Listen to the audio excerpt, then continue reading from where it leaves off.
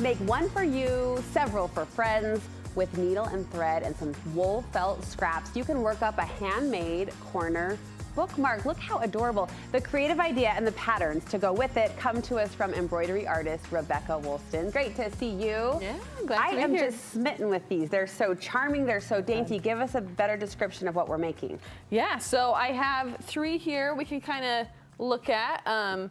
This one is, they're all felt as the main part, and then I've got different backing options and different stitches, different designs, a really open canvas for whatever you want to create. Look at this one. This one has a name and also some beautiful embroidered details there with the rosettes. That's amazing. Who's Lillian? She's going to be My so mother-in-law. happy. Oh, she's going to be so happy. And here you went really dainty. Yes, very simple. Because, you know, when you're thinking about a bookmark, all of our stitches, all the back work is here. And so you don't want to get too bulky or else you're not going to be able to slide your paper in. And this as simply as you'd like. A cardboard back? Yeah, so we have a few different types where we just do a triangle felt on the back or a full square felt in the back, or this one with the, it's technically called chipboard. Okay, yeah, thicker. What you'd use for a cereal box, you know. And look at this, anthropology is calling. Are you kidding me? This is stunning. This is so cool. Okay, talk us through the structure and the pattern, then we'll get into the play. Okay, yeah, so I have a design on the Studio 5 website you can either just print out, and then you could print it on this paper that I love that I talk about every time, where you just send this paper through your printer and it will print this. You can put it on, it's a big sticker paper, so you can put it on your design. It comes out with water.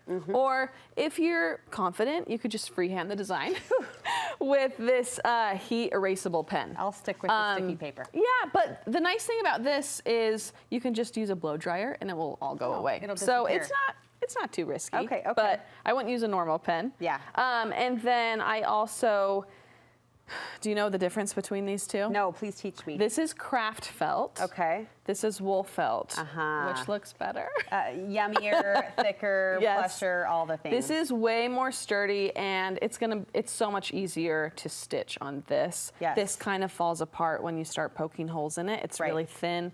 This is what you find really cheap at the craft store. In the kid Crayola section. Yes. Yeah. This is the good stuff, better colors. I like to buy mine at Handmade in Sandy on State Street, or lots of online retailers. I was going to compliment the colors. They're very rich. Those jewel tones look so sophisticated. Earthy. Yeah. I mean, with craft felt, you're used to seeing some of these brighter colors, but these are a little bit more rich. Yes, elevated for sure. Okay, what's the next step? We've got it adhered, or we've freehanded with our heat removable pen. Yes. What's that called? A heat?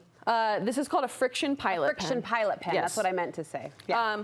But now we're going to actually do some stitches. Okay. So we've got some demo videos of the stem stitch. So that's what I've used on this one for the monogram. And it kind of looks like a rope, but it's really just an illusion of the eye of the way we've stitched it. On this video here, yeah, there's the stem stitch. I also had a video of, it's a little tricky to work on the felt.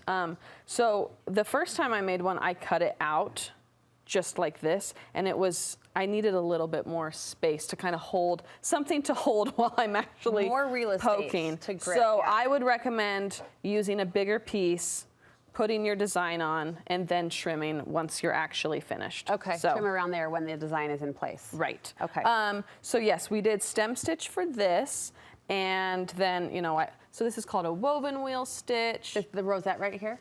A woven wheel stitch? Yes, and that's nice because most of the work you're doing is on top, so it leaves the bottom really smooth, but it still adds some fun texture. Do you start inside work out, outside work in? Does it matter?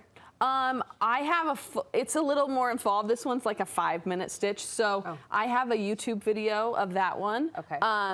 But yes, you're working on the top and just kind of going around like a little, going over and over. like a rose. Okay, all right. We've got French knots, we've got leaf stitch, lazy daisies, all sorts of different things. So that's why I just love that whatever stitch you want to do or learn, you can just experiment and easily make so many of these for your friends because they're really fast. Are they? And people love personal things. They like do.